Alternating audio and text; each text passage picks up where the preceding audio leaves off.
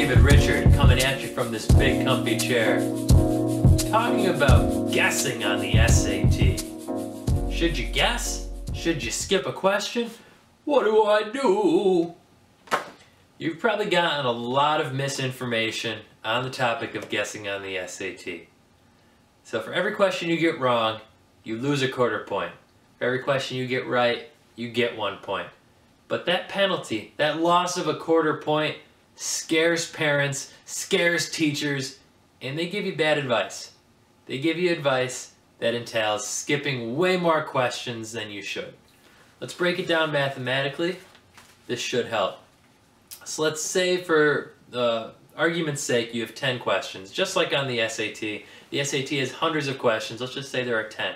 Think of 10 questions. 5 choices each, just like on the SAT.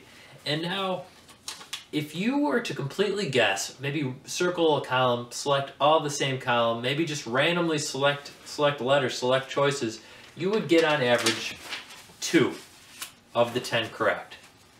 Not very good, but maybe not a huge negative, because you might think 2 correct, that means I got 8 wrong, 8 wrong, 8 wrong, and there's a penalty. Yeah, but the penalty's small. The penalty is a quarter of a point. So 8 times 0.25, or you can also think of it as negative 2.5. I just gave away the answer. So it's negative 0.25 times 8. It comes out to be negative 2.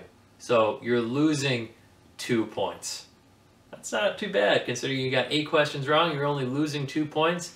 You gained 2 points on the 2 that you randomly got correct. So you could probably see where this is going. 2 plus negative 2 equals 0. No loss, no gain to completely guessing on SAT format questions. Now, the one asterisk here is that you should be cognizant of your time. Don't waste time on questions that you don't have a high likelihood of getting correct. Your time is a very, very precious commodity, so don't waste it. But with this in mind, if you can narrow down the answers to 4 choices by just completely eliminating one, the odds are in your favor. You should guess. Now, there's advice completely contrary to this. I had a math teacher suggest that even if it's a 50-50 choice, you want to skip the question, because according to his reasoning, who wants to lose a quarter point?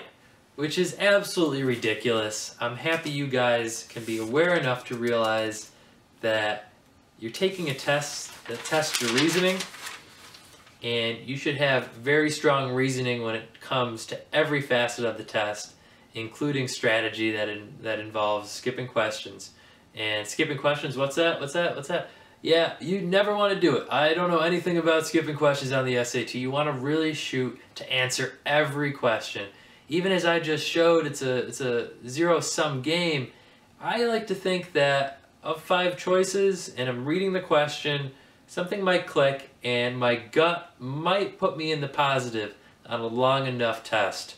So I never skip anything. I always shot for every single question, and that proved to be a very successful strategy. And I actually finished a lot of the tests really early and learned how to draw awesome caricatures of myself, as you can see. So hopefully that shed a little bit of light on skipping questions on the SAT. If you have any questions, definitely let me know. Let me know what I can clarify.